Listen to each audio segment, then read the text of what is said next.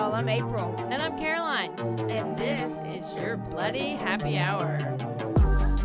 Caroline, are you ready for this?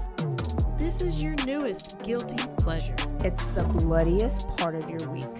Did we say something about it also being happy hour? Show did. Because we about to be sipping on some murder. Bloody Happy Hour.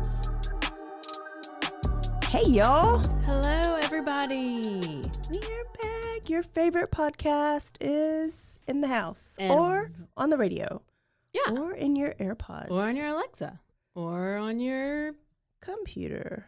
iPod. Is there iPods? No. Oh. I hope they're not listening on iPod. That was... Remember when they used to be like those little tiny little iPods?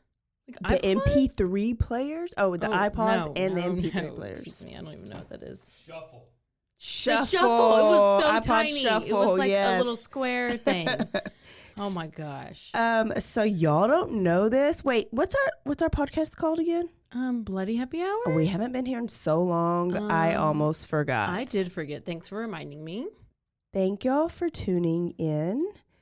We have not been in the studio for weeks. I can't even believe you're even talking about it because it's so depressing. to me. Caroline almost went crazy. I did. Almost. It was like, my fault. DePaul, here I come. I'm coming. I'm coming right now. Because guess what? April had to do. I had to quarantine. I had literally the COVID. She did. But can I tell you the best part?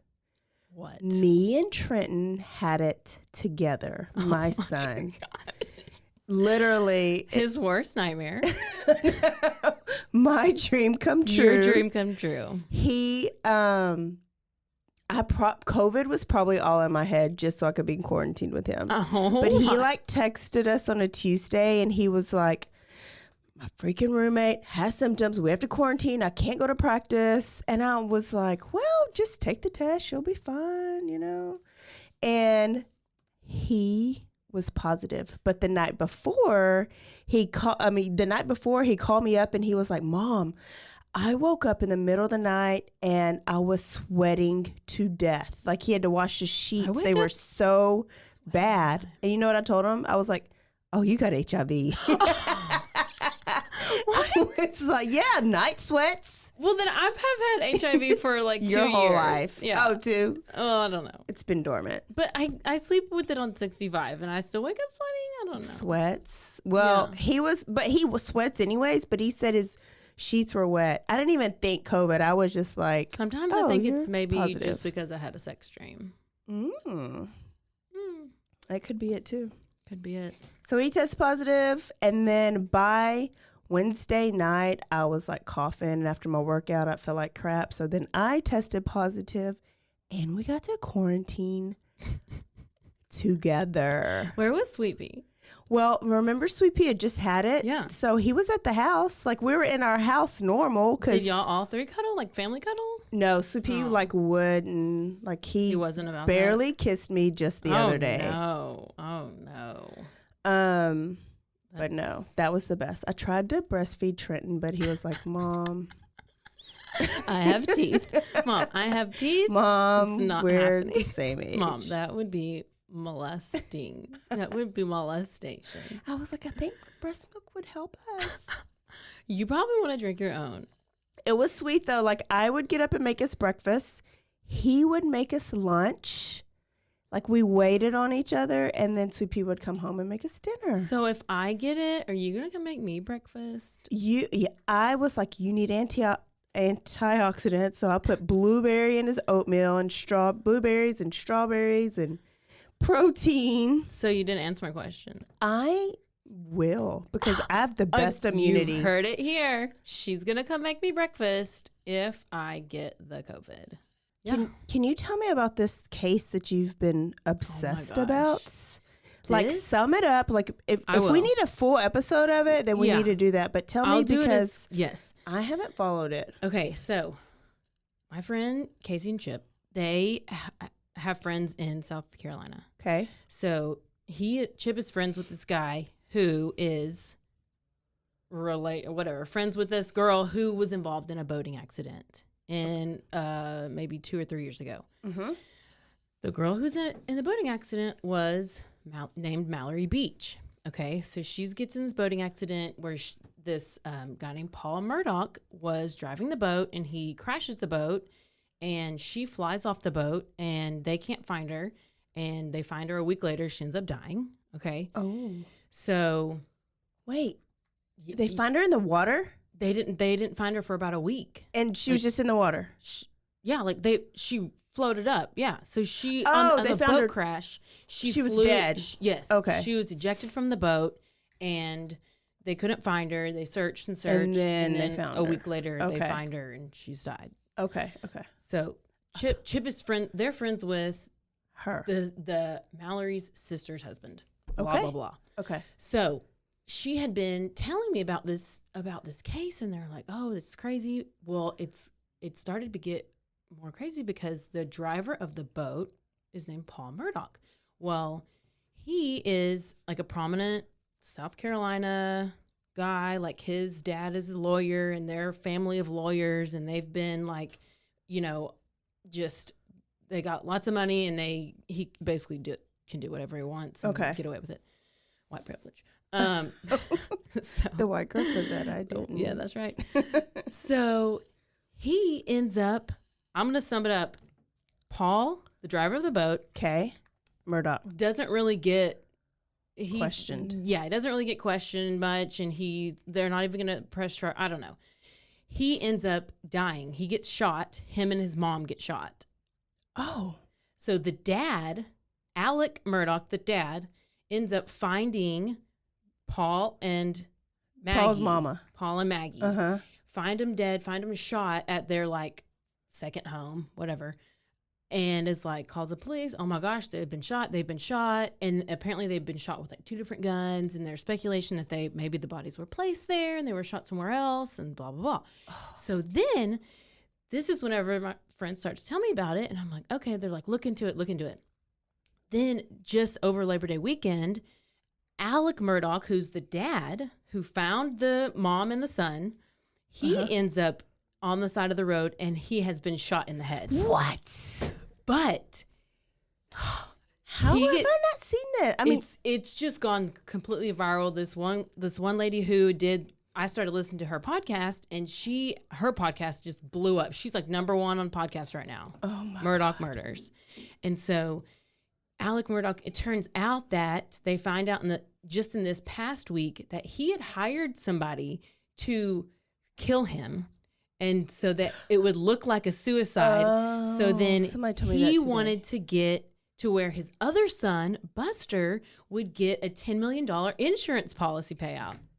So he wanted to have himself killed so his son would get this policy. So I mean, so did he have did he have them killed too? Just so it looks like it's all related? We don't know. We don't know. Looks like their family was targeted. Then they arrest the guy who he paid for to shoot him.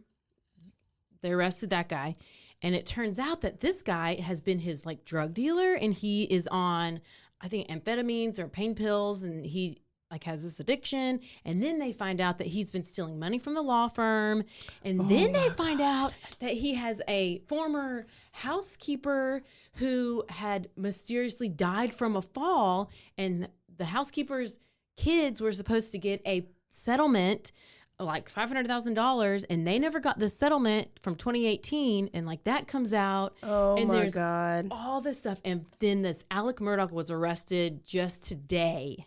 He was arrested but it was charges of conspiracy to commit fraud. It has nothing to do with any murders or anything, but because he was embezzling money from his law firm, and then they didn't pay the housekeeper. Who's Alec? Alec is the dad.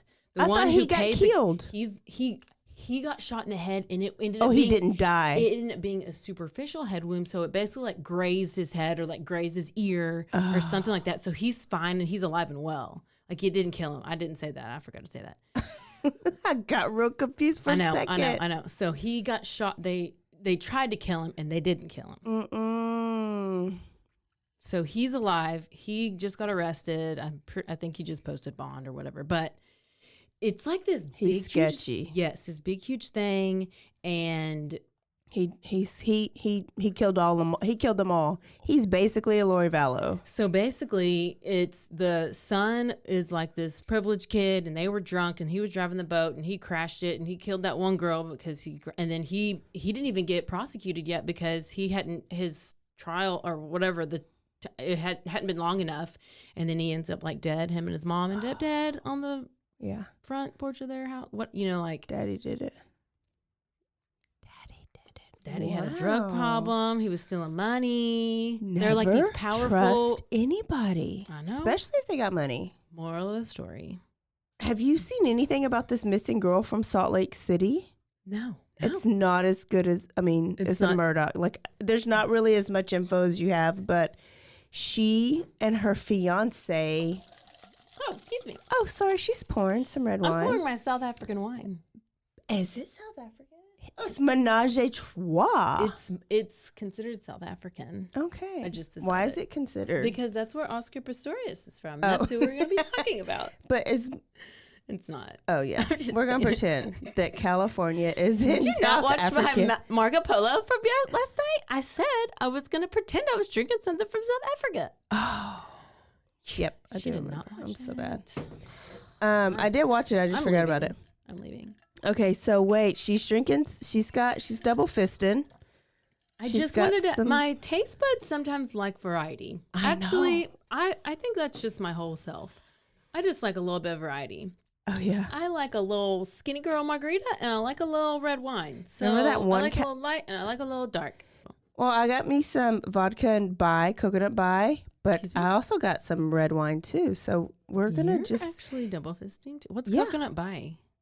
It's bai. The Like bai, bai? the antioxidant drink. Bai. Oh, you're trying to get healthy since you got the COVID. I mean, Oh. cocoa fusion. I would never know how to say that. I mean, Bay? baby, it's bai. I don't know. We should ask them. Maybe they'll send us some drinks. So, can you tell us this is the last It's the last. Killer Athlete episode? And I know we got one more week in September, but we figured 4 is enough. What we're going to bring you next week is a good one. It's a good one. Don't tell them the name. I'm not. I'm just going to say it's an I Survived. It's a survivor story. It's a survivor story. But this was Caroline's probably second or third podcast to record, and it's just been in the savings account. Like we've just been the I Survived one. Yeah, I Survived one. That's probably that one, and was it Charles Brandt? Do you remember that one? Mm-hmm. The one that we're gonna do the I Survived one and the Charles Brown. Those are the first two I think I listened to. Like full, anyways. Ever. They are just Brant was good. Yeah, he was good. We should do that one. So and then tell them about our theme for October. October. We are doing kidnapped, abducted, and tortured. And she's singing about tortured. That's why I just said that everybody was in a treehouse underground, and because I've been looking up all these cases of people being kidnapped. Obviously, and they're in tree houses under the ground, or trees under the ground. Yeah, like it was like he built. Is it made out of the roots? He lifted up this thing, and she was under there. Oh, and it's not a tree house. It was just like a Lovely Bones. Is that love? That's the movie Lovely Bones. Yeah, that sounds like it. Okay. And all anyway, these I'm excited about this. chambers and boxes and all kinds of things. So we were gonna try to do like a haunted / exorcism / but neither one of my us. Dogs. I know for sure.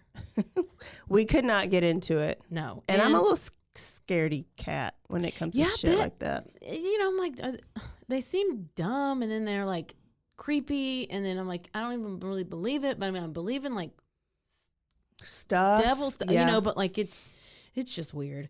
And then, it's like a doorway that you kind of don't want to open up. No, that door is closed. Can you tell us I can't stop. Who you're talking about today? I'm talking about who's your athlete? Oscar Pistorius. He is from South Africa, which is why we are drinking a South African wine today. Oh, yes. Let's see how it tastes. It tastes like the one I got from H-E-B, but it might not be. I don't know. You'll never know. Maybe if you come mix us a drink, you'll find out. I'm excited because I didn't research the story, so I'm going to have a genuine reaction. At first, I was like, this is boring. But then it's not. So Okay. get ready. So let me start off with a track star made headlines of a different kind in February 2013 after his girlfriend, 29-year-old South African model Reeva Steenkamp, was found dead at his home in Pretoria, South Africa. So according to police, Steenkamp was shot and killed on the morning of February 14th. Happy Valentine's Day. But the question is, was it premeditated murder or was this a case of mistaken identity? Okay. Either way, the story made headlines all over the world, and it wasn't about Reeva Steenkamp. She was not the name that was remembered. It was the name of her killer, Oscar Pistorius. Also known as the Blade Runner. A Blade Runner. So while researching this case, a lot of the articles just glazed over the victim. That sucks. I know. So I'm not going to do that. I'm going to tell you a little bit about her. She's beautiful. Okay. Beautiful model, but that's not all she's known for. That's kind of all they say. It's like, oh, his model girlfriend, blah, blah, blah. So she was super smart, super driven. She was pursuing a career in modeling, but she also had her law degree, and she graduated at the top of her class in law school. Ahead. So first of all, goals. Yeah. I know.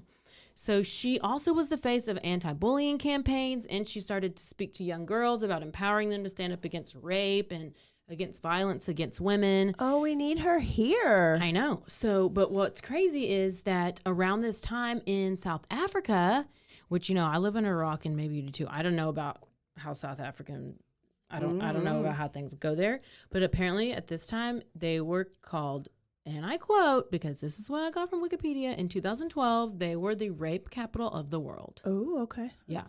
And it says that less than 1% of the rapes that occurred were reported to police, and that 1 in 4 women were physically abused by their partner, and every 6 hours, a woman was killed by her current or former partner. Oh, did she live? Is she from there? Model? Yeah. She was from there. Like, she was an American that went over there. She was there from there, right? Well, yeah. Okay. I mean, I'm for sure. Okay. Why do you need to ask these questions like that? I'm just sorry. Look it up. Okay, so who is Oscar Pistorius? I'll tell you now. Not only is it Oscar Pistorius, he has 2 first name, middle names. So he's Oscar Leonard Carl Pistorius. Ooh. I know. Anyways, he was born November 22nd, 1986 with fibular hemimelia. Okay. I'm only going to say that once. Okay. We're going to call it FH. I don't refer to it much. But he had this in both of his legs.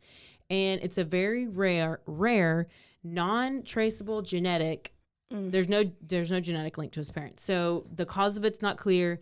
And he basically had, he was missing his fibulas in both of his legs. So that's on your shin. That's right. Yeah.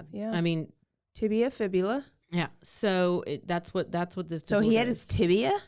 He had his tibia, but that's not fibula. enough. That can't hold you up. No. So he basically had, for what he had was super short fibulas, and his ankles were only half formed. Okay, and his heels faced sideways instead of down, parallel to the Achilles tendon. So, I know, last thing I'm going to describe to you is the insteps of his feet were not convex but concave, meaning they were in the shape of a boat, not the shape of an arch. See, I'm doing his fascia. Yeah. And so, also, this is my favorite part, is he was born with 2 toes.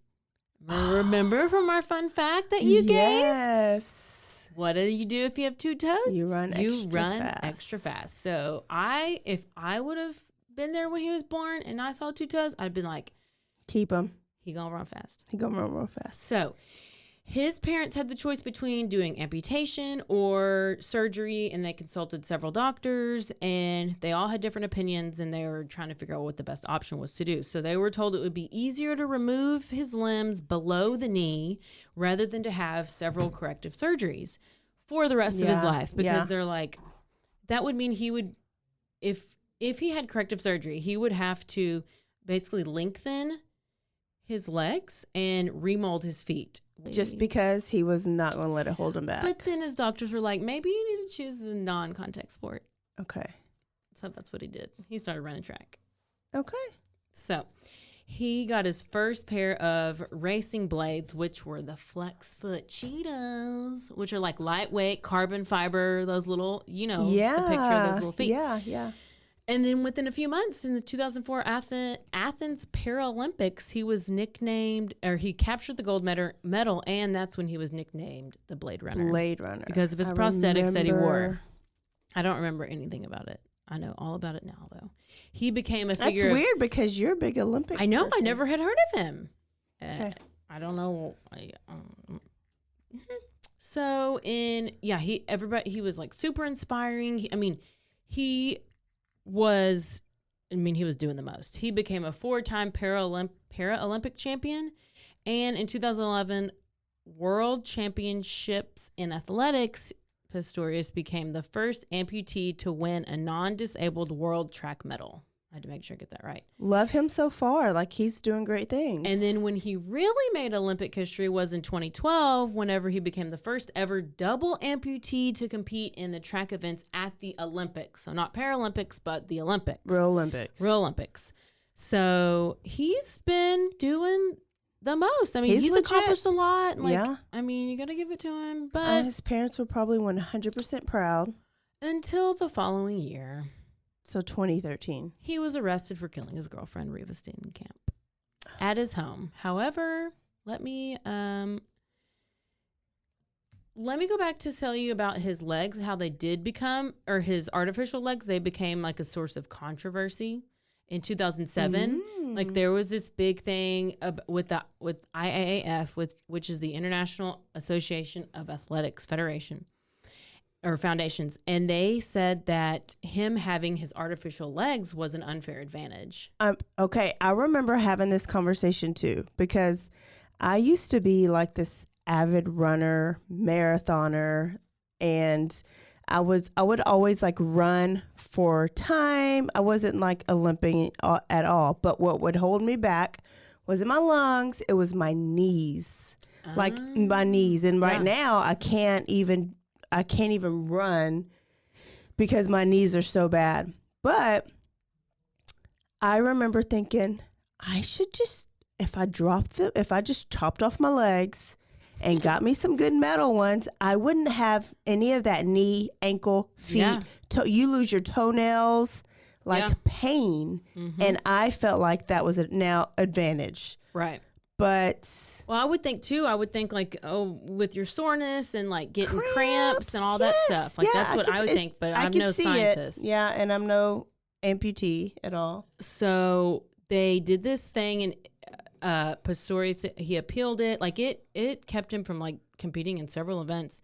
And then a year later, in May 2008, they overturned the IAAF decision, and they said this actually gives you some insight into the kind of person that he was, because he wasn't taking no for an answer. So they were telling him he couldn't compete. He was like, no, I'm going to fight this. Screw you. I don't got legs. Yeah. Let me run the way I know how. So did I even go into that?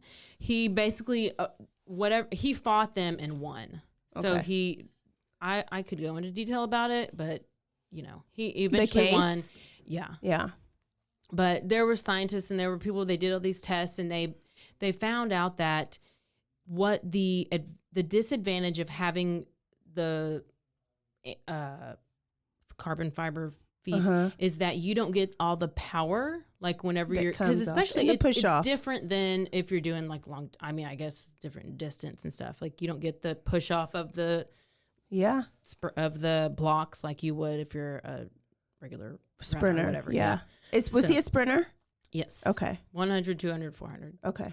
Oh, shoot. I know. 400 is the worst. Mm-mm. I can't really do that. So he became, after all of this, he's winning all these medals. He fought and he won against the IAF. Like, starting to become this like celebrity type of figure. And he's athletic, he's charismatic, he's very good looking. Okay. Mm-hmm. Reeva Steenkamp. Okay, so this is where he meets his girlfriend, and now we have this super hot couple, and with this model, with this incredible athlete. It's like, some say it's like the South African version of, you know, Giselle and Tom Brady, because you know, I am loving some Tom Brady with his, he got that good jawline. Is he the one that's at the Buccaneers now? Oh, is that him? Yes. Okay. He was with the Patriots for forever. Yeah. I didn't like him when he was over there, but let me tell you, every time he posts on Twitter and posts his little football things, like, let's go. And I'm like, oh, let's go, Tom Brady. Do you love him because he's cute or because he's a winner? I love him because he's a very great jawline. He has dimples and he's athletic. What is not to like? Okay. And he's funny. We've talked. No, we haven't, but I think he's funny. So, Reeva Steenkamp. Okay, so they have a very short but a very intense relationship. So it turns out that, shocking, Pistorius was very different in private than he was in public.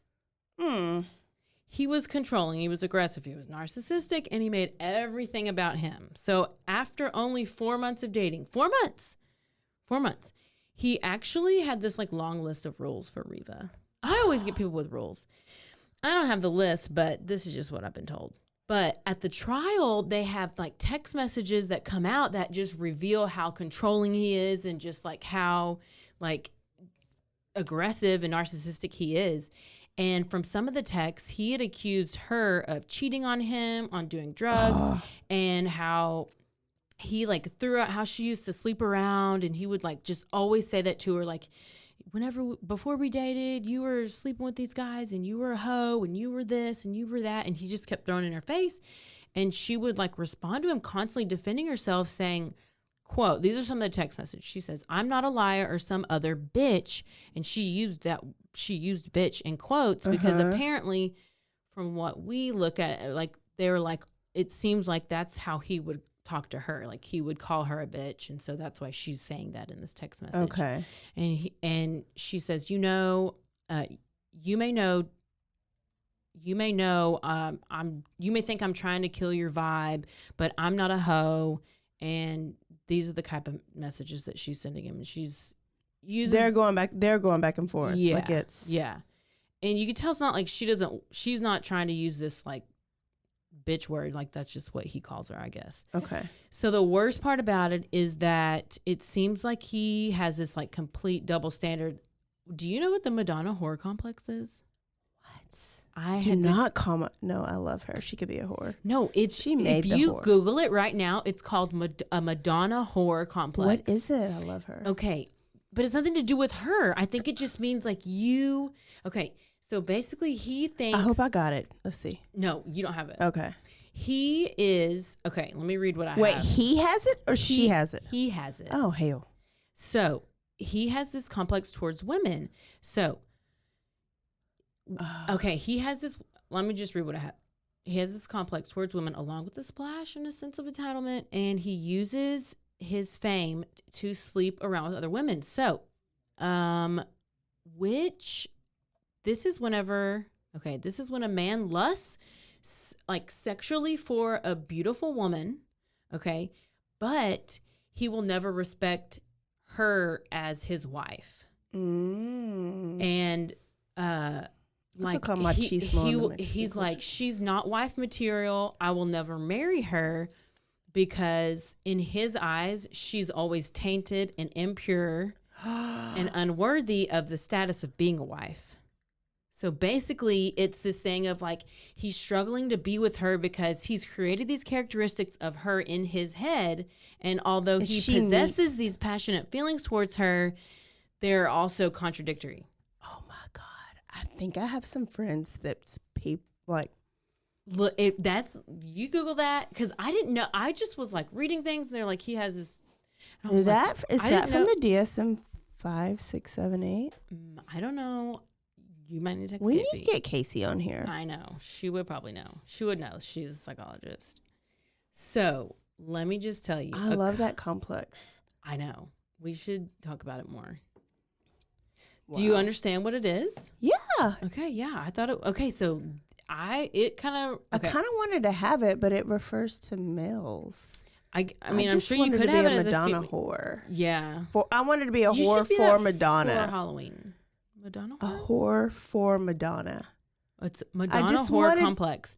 You're in a relationship with this person.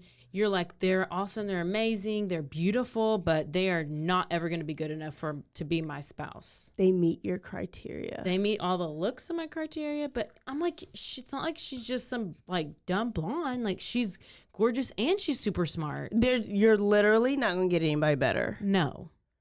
So why don't you just their issue? Go sit on the track. I don't know. Okay, get off the gas. A couple of examples of his control was the first time that Reeva was at one of her best friend's house. She was at her best friend's engagement party, and she says, these are part of the text messages. She wants to stay longer. She's enjoying herself, and she's like, you've picked on me incessantly since you got back from Cape Town, and I understand that you are sick. That comes up later.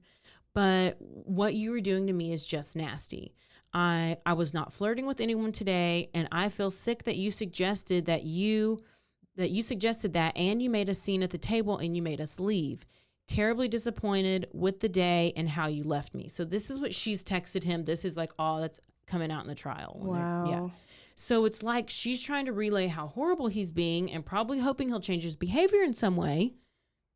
No. But no. We know he isn't because they never do, ever. Another time that they were in the car and a friend, I guess, like, she asked a friend to like change the song. She's like, change the song. And they get home and he like flips out on her. He's like, I can't believe you asked him to change that song. I'm the one who told him to put that song on. Oh, God. And like made this big thing about it. And he's like, how dare you do that? How dare you do that? And I'm like, calm the fuck down, bro. Like, what? This is what she's doing. She's dealing with. She's walking on eggshells daily. No. She is like, doesn't know what she's going to do or say that's going to piss him off. And, you know, this is the thing. So there's no physical abuse in this relationship. He never hit her, but he doesn't need to. And this is where verbal abuse. It gets confusing because not only is she like, she is this person who stands up for anti-bullying and she's like against domestic, like she knows the signs. Yeah. So the point that I'm making here is you might be a super smart person and you might know these things, what to look for, but when you're in it, I mean, it's different. I may have experienced. Wait, have you lived anything like this? Are you? I mean, it's a little personal. I mean, it's probably pretty close.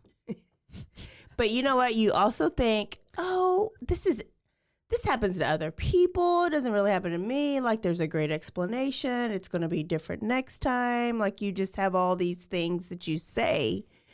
Yes. Oh, so gosh. It's like what resonated with me is that she's like, has this total mind fuck. She's just like, is this happening right now? Like, is this really happening? I mean, I don't know. Are we having this argument? Like, gosh, that's a stupid thing to have an argument about. Well, changing the song. Yeah. So I think that for the way I saw it was like, whenever my let me just say, go to myself real fast. Whenever my parents received a letter from my ex's family before we were even like engaged, like they received this letter and it was like, stay away from him. Oh my gosh, do you not know about this? Stay alive? No. Letter? No, I thought the letter came from the news lady. No. This was like way before. This was before we were even engaged. Like, this was like somebody sent a letter to my dad's house. Okay. And it like was this long letter. Oh, but they would never let you read it. No. Oh, I read it. Okay. You must not know about this. No. It was just saying how he's a liar. He stole money from his grandma. He did this. Stay away. But it was not. It was anonymous. Okay. We didn't know who it was. And we had lunch. I had lunch with my dad, and he'd like give it to me, and I was just like, "That's not real. That's dumb. But you thought it was News Girl. No. This is way before that. Okay. My point is, you can be in the situation and you can there's obvious signs and red flags, and you for some reason think that it's okay, and even though if it was anybody else and you're telling them, could fix them. Yeah. So that's. Bitch, I need to see this letter. I know, I can't believe it. I'm coming over. I mean, end podcast now. You'll have here part 2 next week. Let's go. Oh my gosh. Okay, so she's having to deal with this stuff, and like I said, she's raising awareness about domestic violence. Like, she is all about how to not have women in abusive relationships, and she finds herself in one, and it's hard, like I said, for people to understand, but it happens all the time. Yeah. And I already said this. No matter your intelligence or knowledge of a specific issue, you can still fall victim of an insane and abusive relationship. And especially with you're dealing with somebody who's super manipulative, charismatic, charming, anyone can end up in this type of relationship. Oh yeah. Mic drop. But I'm just assuming the sex was really good. Maybe. Let's insert a joke somewhere. Perhaps. I mean, whatever. So let's fast forward to the death and the murder charge. Okay. So in just 4 months, like I said, they have just been dating for 4 months. And Reeva's dead. She's killed the morning of February 14th, which is Valentine's Day. And there's 4 bullet wounds. So Pistorius claims that this was an accident. He thought he was shooting an intruder. Okay. Yes.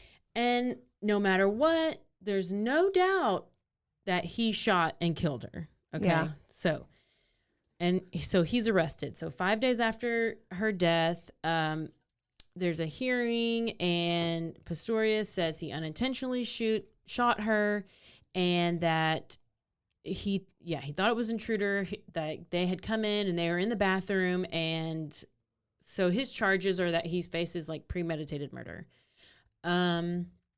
Premeditated. Yes, which would result in a mandatory life sentence if you got a guilty verdict. So on March 3rd, 2014. Wait, but what made it premeditated again? Like what? Well, I don't know. I'm gonna tell you. Okay. On March 3rd, 2014, the trial begins. So in addition to being charged with premeditated murder, Pistorius also faced 2 separate gun charges from different unrelated indictments to the death of his girlfriend. I don't know what these gun charges are. He pled not guilty to all the charges. He claimed that it was around 10 p.m. that he and Reeva were getting ready for bed. His air conditioner wasn't working, so he opened like the balcony doors to get a breeze in there. And so he said he woke up in the middle of the night and he's like, oh, it's getting kind of hot. And he put like fans outside. So he's like, let me bring the fans inside. Yeah. So he then says he heard a noise in the bathroom and he sounded like somebody was in there. So I guess this is around the time where he's like super famous, and so he's always thinking somebody's trying to break into his apartment. I don't know. So he grew up around guns. Like his mom had a gun. Did I tell you about his mom? Well, his mom had a gun. Like, she would sleep with the gun because whenever they got divorced, she was always scared to be alone. So she had a gun always around. So then he had a gun always around. That's why he had a gun in his nightstand. So he says he gets the gun from his nightstand, and he told Reeva to call 911. Thanks. Okay, somebody's in the bathroom. So he runs over to the bathroom on his stumps. He ain't even got his legs on. He run on stumps. He had to demonstrate this in court. Oh, gosh. And I laughed. I remember there being reenactments. I did laugh because I was like, that's what you get. You got to run around on your damn stumps because you be killing people. Yes. Oh, my gosh. So he says he ran over the bathroom on his stumps. He wasn't wearing his prosthetics. And because he was in bed sleeping, he stood in front of the bathroom door. He's like terrified. He thinks there's an intruder in the bathroom. And he was like thinking he's going to get attacked. And it's all about him. He heard another noise and then just all of a sudden started shooting into the bathroom. The doors closed. He just 4 shots. 1, 2, 3, 4 shoots in the bathroom. Okay. I guess you and just... he thinks, And the bathroom door's he closed. thinks Reeva Yeah. is calling the police because he says he told her. Yes. But she would be in the bed. Like, you'd be able to, like, that's why feel and see that she is or that's is why not this in the is bed. his story, because this is not what happened. Clearly. Did you believe it a little bit? I well, think I when did for a minute when it was happening. Well, I don't know about it when it was happening. I just knew about it when I read or heard about it. Well, I was like, I mean, when it all not... came out, like, I think I remember, okay, this could be a little believable. Yeah, but no. For 1 second. Yeah, but no. So then he... Okay, so after he fired the 4 shots into the bathroom door, the closed bathroom door, it's funny because, anyways, they call it the toilet door. And I was like, she's in the toilet. I don't know the accent of the South Africans. No. So all I know is that, she was in the toilet. No, bathroom. Anyway, so he goes back into the bedroom and to get Reeva, and he's like, she wasn't there. Oh, where was she? Oh, then it occurred to him, maybe she was in the bathroom. Oh my gosh. So he went and he's like, I gotta put my legs on. So we went and put his legs on. He grabbed a bat. Why? Not an animal, a bat, like a wooden bat. Yeah. Why? Because he was gonna go break down the bathroom door. Because he was like, maybe Reeva's in there. Because now that she's not in the bed, was the door locked? The door was closed and the door was locked. That's why I guess he never tried to open it until after he realized that she was not in the bed. Maybe she's in the bathroom. He couldn't get the door open because it's locked. Because if you go to the real story, they were having a fight and she's locked herself in the bathroom. But his fake story says there's an intruder. Okay. So he has to go get this bat because he can't kick down the door because he got peg legs. So he can't kick down the door. Now I'm talking shit. So he had to go put on his damn legs, go get a bat, try to knock down the door. Yes, to get in there.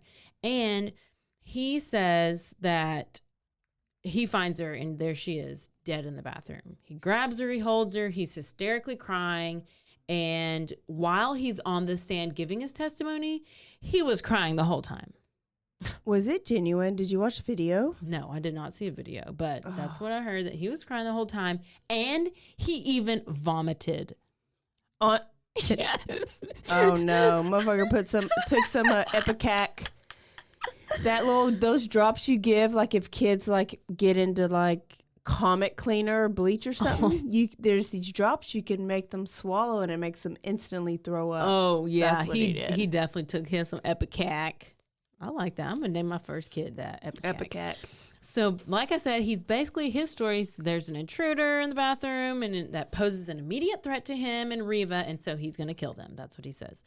So at the beginning of the trial, he directly apologizes to Reeva's family. He's saying he wakes up every morning and the first thing he does is think about her and thinks about, I was trying to protect Reeva, and when she went to bed, she felt so loved, and now I just vomited. Oh my God.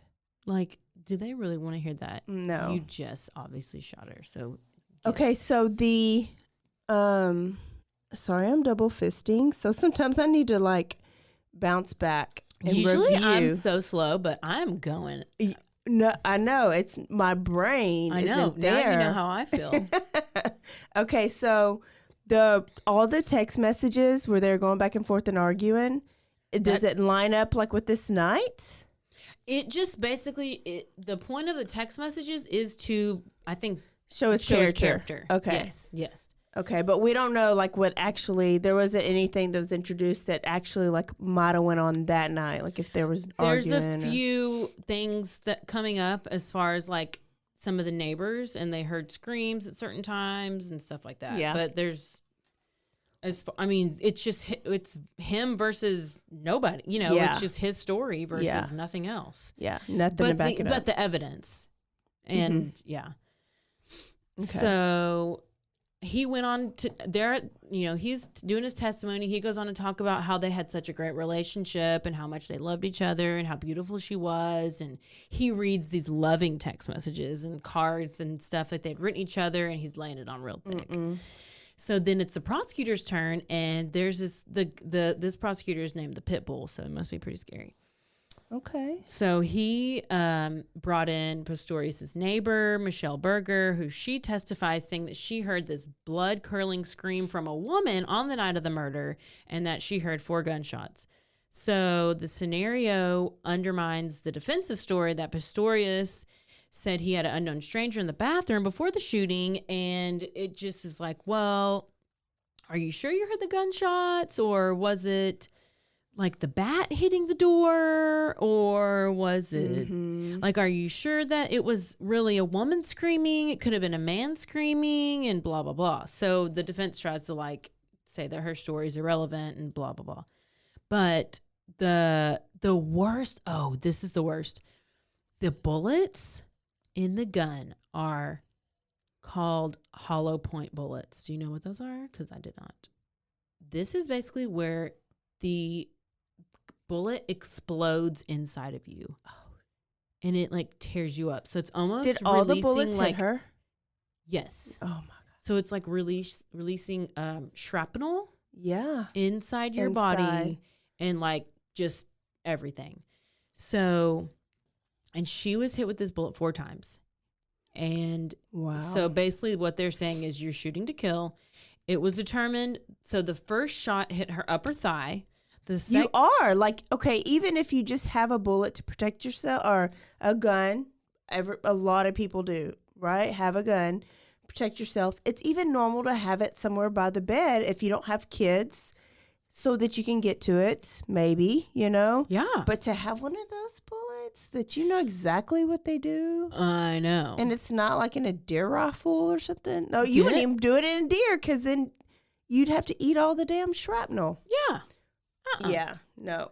First bullet he bought that shit for her. And it goes on to say that like he's like familiar with guns, and he's like been to shooting ranges and stuff like that. And so, I mean, obviously if you have this type of bullet, you know what you have. Yeah. So the first one hit her upper thigh, the second one hit her arm, the third and fourth one hit her right temple.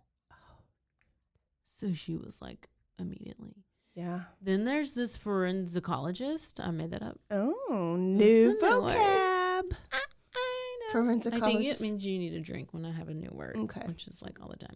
I just And this basically describes how the sequence of the shots, that there was a delay and that she wasn't hit in rapid succession.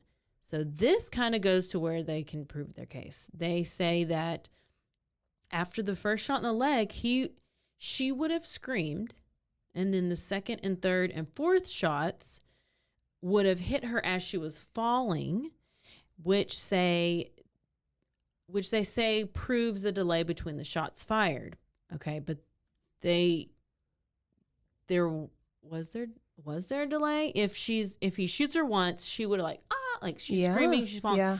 So I don't think you could have shot her then in the head. Mm-hmm. I don't know. And so they basically accuse. Or she screamed and he knew she was still alive. So he was like, oh, let me keep on. They say that the first shot in the leg, she would have screamed, and the second and the third and the fourth shots hit her as she's falling, which they say proves the delay between shots fired. So prosecutors within the trial accused Pistorius of having argued. So this is what they say they think happened, that they were having an argument and that she locked herself in the bathroom and that she was up against the bathroom door, facing the door, most likely trying to stop him from getting in. Yeah. And then he goes into a rage, goes to get his gun from the bedroom, and then shoots her. And most likely she had gone in there to create like a barrier between him and her. Agreed. To get away. Agreed. Okay. So that's most likely literally what happened. That's exactly what happened. Somebody who was in that bathroom. Somebody was there. Who was there? I'm just saying that's what happened. Like they had to have been there. Yeah. So now they close the case. Prosecutors bring up the text messages and the exchanges and how they made a huge impact on Reeva 3 weeks before the murder. And this is another one that she says, quote, "We are living in a double standard relationship. You can be mad at me about how I deal with stuff when you are very quick to act calm. You do everything to throw tantrums in front of people. I have been upset with you for 2 days now. I'm scared of you sometimes and how you snap at me and how you will react to me." Shit. That is a exact text message. Yeah. So the defense says that they have text messages and CCTV and how, they're a loving relationship. We've done all this. And I don't remember what the CCTV was. Okay. I think it just... Maybe just if they're like out and they'll just like if in public. I think what they're saying is that there's video of y'all, how y'all are loving on each other or holding hands or walking and acting fine. And they're just trying to say you had a loving relationship like that never happened. No. Okay. And they're like, does this really look like an abusive relationship? And that's what goes back to where you can't really tell in public what an abusive relationship looks like. But yes, that's exactly what it does look like. You can't tell. Yeah. So... the lawyers, they call this, Pistorius' lawyers call a psychiatrist to testify because apparently remember how earlier I said, like she, in one of her text messages, she says, "I'm sorry that you're sick." Well, he has generalized anxiety disorder, which I don't know, I guess. It is what it is. Okay. Basically, when she says the psychiatrist you know says, what that was? That was his way of excusing his behavior. Yes. Well, I've been diagnosed with this. Yes. I'm sick. Forgive me. Yes. Forgive me. Yes. So that's why they're like, this is why he had an overreaction, which led to impaired judgment, and he shouldn't be held accountable. Okay. Then wait till you hear about this judge. Judge Masipa. Is he from West? Probably. She was like, okay, well, let's give you a full mental health evaluation and we'll figure out what's going on. Well, it was determined that he did not have an anxiety disorder. What a shock. So then on September 12th, Judge Masipa, they have no jury system in South Africa. I did not know that. There's no jury system. So it's judge only? It's the judge. What? And this is a lady judge. And Pistorius is famous, and he's wealthy, and he's white. Okay. So she declares Pistorius not guilty. What? Okay, gets crazy. On the count of premeditated murder, he's not guilty. However, he was found guilty on culpable homicide, which could be manslaughter or negligent homicide, and that the shooting was accidental and that he did not intend to kill Reeva. So everyone is pissed. Everyone's pissed. Because Reeva's life did not matter. Yes, because apparently this was a trial to give South Africa an opportunity to prove that their judicial system was not corrupt. So good with that word. I almost had a stroke. No R's. I know. But they were like, they were pissed because they're like, we're trying to prove that our system is not corrupt. But since he's white, rich, and famous, he gets away with murder. And he's represented and made our country real famous. Yep. So the judge goes on to say that, quote, listen, his behavior immediately after the shooting was inconsistent with the conduct of someone that had intended murder. He yelled for help. He called 911 and couldn't speak because he was crying so hard. He prayed to God to save the victim's life and was even seen trying to resuscitate her. He pleaded with the doctors to help and he was distraught. From this, it can't be said that he didn't believe he was shooting an intruder in the bathroom. That was a long quote. So basically, he should have an acting career because and I even also read that he did did take acting classes before this. Yes, he got in the scene. So he's sentenced to 5 years in prison. But wait, there's more. There's more. Okay, that was September 12th, 2014. Then we have October 2015. Pistorius was released from prison. Oh wait, this is 1 month. Wait, what's the first date? September 2014. And Okay. And then we have October 2015. Okay, a year. He's sentenced to 5 years, which that's whatever you can really, how long you really have to serve. So in 2015, he's released from prison. He's placed under house arrest and correctional supervision for 4 years. Okay. Oh, God. So then we come to, so that was October 2015. Now we go to December 2015, appeals and new sentences. So the top appeals court in South Africa overturned the culpable homicide verdict. They were like, yeah, maybe that was a bad decision. So guilty of murder. But once again, Judge Masipa is still the same one who's going to give him another sentence. But it's like, you just are the one that gave him the first sentence. Yeah. Why would it change from anything you would do the first time? Why would it change? So she goes on to say, here's another quote. Long-term imprisonment will not serve justice in this matter. The accused has already served 12 months in prison. Oh. He is the first offender and he will likely not offend again. So she gives him a 6-year term, which is adding an additional 1 year to the sentence. Okay. However, I can't. This sentence was condemned by the South African National Prosecuting Attorney on the grounds of that it was far too lenient and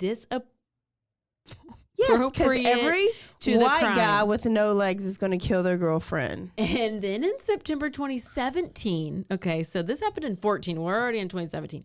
It was announced the Supreme Court of Appeals would hear the state's argument against the 6-year murder sentence, and they would have to go back to court in November. So finally, we get to November 2017. Lord of mercy. The South African Supreme Court of Appeal handed down a new sentence of 15 years minus time served. So he would be 13 years. So which would be 13 years and 5 months remaining to the fallen sports hero. So upon delivering this verdict, this other court justice, Willie Seritidi, said that Pistorius failed to explain in multiple court hearings why he fired the fatal shot. So he did not have any remorse at all. And so he's like, the sentence of 6 years imprisonment was shockingly lenient to the point that the effect was trivializing to this serious offense. So basically, after he got sentenced for 5 years and he got sentenced for that extra year, that was all thrown. He finally got this 13-year sentence, and they were like, the family of Reeva was like, they feel like there is justice that's been served. She can now rest in peace. He's guilty. He's in prison, and Pistorius will not be eligible for parole until 2023. Okay, so he's got 2 more years. Yes. So he is finally there. He's in jail. So the ending was 13 years. Yes. Well, the sentence would be total of 15 years. But he had already less served. time served. Yeah. So much better than 5. Yeah. Because we know he done did it. I wonder if, well, yeah, he has to be in there. So with is his it legs. money? Is it white privilege? Is it the fact that he had a disability that like he is the best defense? I don't know anything about like South Africa, but like apparently or their justice system too. Well, I mean, if they're the #1 rape capital and they have like all this, they don't nothing. If they report something, they don't do anything about it. I guess, and they probably see much worse. I mean, really, they probably do. Yeah. I don't know. It's crazy, but I felt like Ray Caruth got more time than he did, and he just hired somebody to kill, but Oscar actually killed. I don't know. Everything it's so there's people. There's a case in Florida who somebody was with the person who killed him, and they got the life sentence, and they didn't do anything. They were just with the person, and they knew about it, and they didn't say anything. I guess. I mean, but still, like, it's just crazy how they're so. I have no idea what is normal, not normal. It's just Oscar Pistorius. Oh my way to go, Blade God, Runner. that was a good story. You need to see what these people look like, because They're pretty beautiful. Really, it's really her. He's stupid.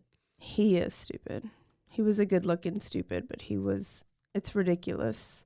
I know. Redonkulous. That was a good story. You did so good. That ended they are beautiful. I know. Swipe right and swipe right. Poor Reeva. Reeva's life matters. And so I'm glad her family. We got into so much. We got into domestic abuse. I told you about the letter you had no idea about.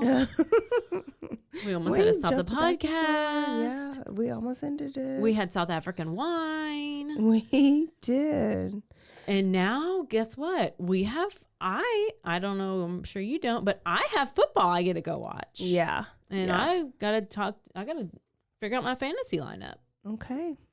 Well, there is your last killer athlete, and we're going to give these athletes a break for a while. We still have some to cover later on, but that's enough because we're moving to kidnapped, and tortured. abducted, and tortured. Yes. And listen, they're so juicy. You can suggest some stuff. You can come up with your thoughts on how you liked these stories, and you can tell us all the things. You can email us, you can Twitter us, you can Instagram us, you can Facebook us. Just do it and tell your friends. Yeah. And you can come mix us some drinks because we get thirsty. We get real thirsty. And I want to say that I am really proud of myself for not talking real slow. Sometimes I try to speed it up on my phone when I'm listening to it to like 1.5, but then I just sound like a mouse. I think I'm real slow. Like I have like maybe a processing disorder. No, where I do. Have to think Let's fight about it. real long. I have a disorder where it's like I read it and then it comes into my brain, but then it takes a long time to come out of my mouth. So let me tell you about all the bad things about me. No, you're fine. I know. You are perfect. I'm going to go be introduced into my Hall of Fame tomorrow. So Are you really? Did you make it? I did. Who called you? Did Shane call you? Who's Shane? I guess he's football. Who called you? We literally just talked about that on the Baylor Patrick Dennehy podcast. I was drinking. About you being inducted and that you never could. Oh my gosh. It's happening tomorrow. Yes. Do you want to come? I have one more ticket. Is it we're at the Midway game? Yeah. What? Can you video it? I don't know. It's like people have tagged me on it. There's like been a Facebook post, like Midway made a Facebook post. I have a cousin playing, so I'm going to ask Sweepy if he wants to go. He probably does want to go watch you go. This is how I feel about it. I'm like, typically you'd have like, I want to bring my little family, like my husband and my wife and my kids. Are you bringing Parker? Because we have to walk out to the field. You've been waiting on that. Yeah, but I have to walk out there with like my parents. That's real bad. Oh, that's exciting. I'm excited for you. Caroline is being inducted in her high school Hall of Fame. If they listened to the one podcast where you thought Delaware was part of Maryland, like we didn't know the states, they would probably be like... 3 podcasts before that, I said that I was like a geography teacher. I know. Hurry up and get it. It's because I was a substitute teacher. That's exactly why they were like, you know what? She was a substitute teacher for at least 5 minutes. We're going to put her in. Wait, we're going to give her. No, but you had state records. I know. It's about time. Has anybody beat it? My Midway record? Yeah. No. I still hold it. Oh, yeah. You should have been there. Okay. So thank y'all for listening. Next week, you got a random show. So don't be waiting for some athletes. Come October, we got some good juicy ones for you. So keep subscribing, keep rating, keep reviewing, and always stay aware. Shane ain't paying attention. Always. No, stay aware. Stay alive. And always be DTF. Bye, y'all. Peace out. I'm going to put my phone in the testicle koozie. What's this, you ask? It's a testicoozie. Testicoozie? Yes. You basically don't tell Sweet Pea, but I'm going to get this for him for Christmas. And you put your balls in here, insert balls here, and you turn it on, and it airs them out. And you put your pee-pee right here. So you got your pee-pee and your balls, and you got a little ventilation system. In here? I don't know, but it's my phone holder, and they say it hasn't been used. I hope not. I don't believe them, but I'm sure my phone's had worse stuff on it than ball juice. Like, I don't know what else. We're going to take a picture of that and put that on. I know. He said we're going to do an ad. So, Testacuzzi for the nuts. For the nuts. Yep.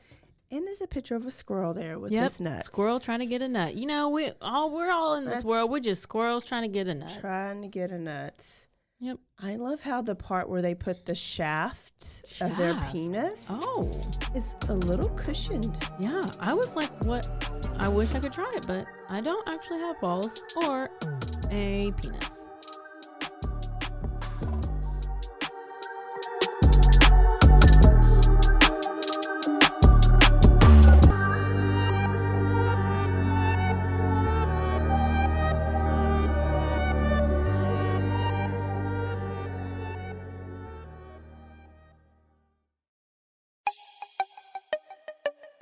This has been a Rogue Media podcast.